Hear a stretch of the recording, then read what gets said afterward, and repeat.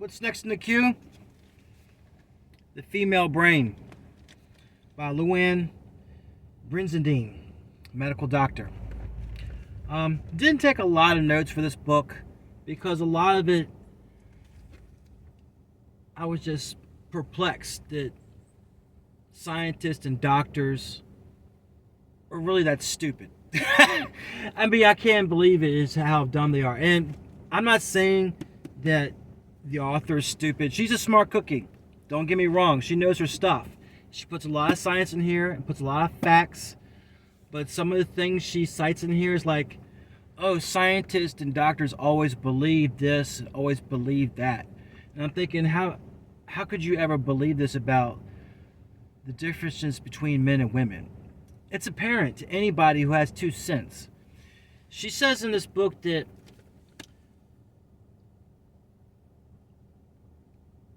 scientists and doctors believed for the longest time that women were just like men. They function the same as men. I'm thinking to myself, how could you ever think that? I mean, and the reason they think this is because it's not so much about the physiology of human beings. It's about the mental aspects of men and women. What really she's getting at is the blank slate theory is being destroyed. And science is being proven that men and women are just built differently. We operate differently. We're wired differently. Men function off of testosterone and women function off of estrogen. We think differently. We feel differently. We see the world differently. And she goes through in here the different stages of a female's life. And some of it I skipped because I wasn't really interested in what happens to older women. It's not something I'm really interested in. I wanted to know what makes women tick. That's why I read the book. You know, why are these women acting like this? What's going on in their brain? That way I can better get along with women, right? But there's some really good stuff in this book. It's a good book. It's an easy read. Really easy read. You can pick it up on Amazon or go to the bookstore, go to the library and pick it up. It's an easy read. It's very well read. It's very easy to read. It's formatted in a way that I like. A lot of books these days, they're making books to read like their Microsoft PowerPoint presentations. I don't like that. I like just to go straight on through and just read. I don't need these little highlights or stuff in brackets, stuff like that. Oh, did you know this? No, it's a good read. And she puts a lot of interesting facts in here, and I think they're very interesting, and you'll find them interesting too. But some of the key points about this book, it's just crazy. Some of the stupidest people on this earth are scientists. Literally, farmers are smarter than scientists. I'll say it again. Farmers are smarter than scientists because scientists could sit around all day and come up with these egghead theories that don't pan out. And if you just look at them and listen to what they're saying, you just know by being on this earth for like, I don't know, a little while, you'll know that they're full of crap. Any farm boy can tell you all the stuff in this book. Almost all of it. Maybe not the scientific medical scans and stuff like that and the physiology, but you think about what a farmer does. A farmer knows mathematics. He's calculating how many hectares and how many, bushels he's getting. He works on his machinery because he lives out in the middle of nowhere. To order a part, it takes a week to get there. Lots of times they can't even order the part because their equipment's old. So they have to work and manufacture and fabricate their own equipment and repair their own tractors and all the stuff they use to farm. And they know all about animals too. They have to keep them updated on their shots, make sure they're eating the right food, make sure they're eating clean food, make sure they got enough water. They have to take care of their animals, make sure they got shade. They know all about animals and they know how the world works. Okay? If you ask me, who would I go to for information? Who would I go to get stuff actually done in the real world? I'm going to a farmer. I'm not going to a scientist or a doctor. Okay? COVID already proved that doctors are full of crap. All right. If you still believe all that stuff, that's on you. All right. I mean, I'm sure there are a lot of good scientists out there um, that put in the good work. And scientific theory is based on a hypothesis. Okay. It's always improving and going back and forth, proving hypothesis wrong, proving hypothesis right. It's always about inquiry. It's never settled.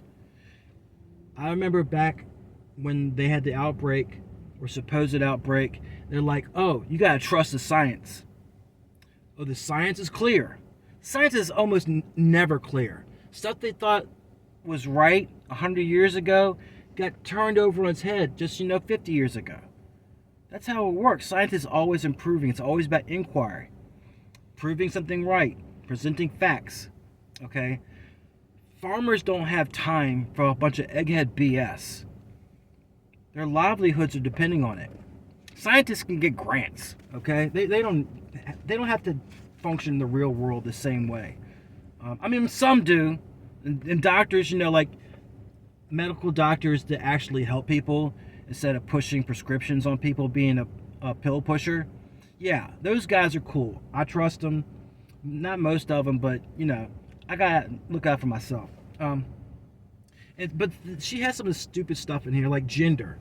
Gender is for words. It's a function of grammar. Like in Spanish or Italian or Portuguese, words have a gender. People are classified by sex, male and female. Okay, there's only two. Only two. Okay, yeah, they got hermaphrodites out there, but that's a freak of nature. Okay. But some of the stuff in here is kind of like, it's just really funny to me how these people are so ignorant. And at the same time, they're so book smart, but they're not street smart. They can tell you all kinds of stuff, about how the body reacts to different chemicals and how different thoughts are going around. But I don't want you to take away from this review that this book is a bad book. If anything, it's a great book because this author, Louann, she knows her stuff. She's no dummy. And she's proving that blank slate theory is incorrect. What is blank slate theory? It's some kind of egghead BS that scientists came up with, that little boys and little girls are born with a blank slate. They have no personality. Their personality is formed by what happens to them in their younger years. So you can get a little boy and turn him into a little girl by giving him little girls dolls and stuff. Anybody can tell you that's BS. Now that can happen in some cases, especially if you got an overbearing mother and a little wimp father or no father at all, and she wants to dress the little boy up and dresses and stuff. You know where I'm getting. Okay, yes, that does happen, and yes, we are affected by some of the things that happen as when we were children. But for the most part, just think about dogs. You have little puppy dogs, or little kitty cats. Each one of them has their own little separate personality when they come out. It's the same way with children, okay? People have their own personalities at birth. We're born with them. How we function and how we do. It could be astrology, I don't know. But people are different. This blank slate theory is going down the toilet where it belongs. And she proves it in here. So it's a good book, even though I'm kind of dissing, bad-mouthing. I kind of only made notes about this book, about the stuff that kind of pissed me off. Well, I mean, it's amusing to me, really. It's very amusing. One of the things in here, and this is women's liberation nonsense, this independent woman, I just had to put my own little 2 cents in here because she's talking about career and family balance for women. I don't understand it personally. It's just perpetuating misery in the lives of women. Why would you choose a career over your family? Because you can't have both. You really can't. Because you're shortchanging your children if you ship them off to daycare or one of these public schools where they learn how to, do drugs and fornicate, or stab each other with pencils, stuff like that. No. I'm old-fashioned, and I don't understand female thinking when all you had to do is stay pretty, put out, and keep house. And the man will take care of you, pay for you. Men will literally move mountains just to make you happy and to provide for your family. Now, if I had the opportunity to be a house husband, some woman would want to go out there, wake up at 6 o'clock in the morning, and go out there and drive in traffic, work her fingers to the bone, get all stressed out.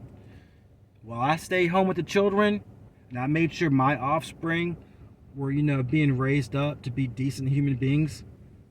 And I mean, what's more important in life? Okay?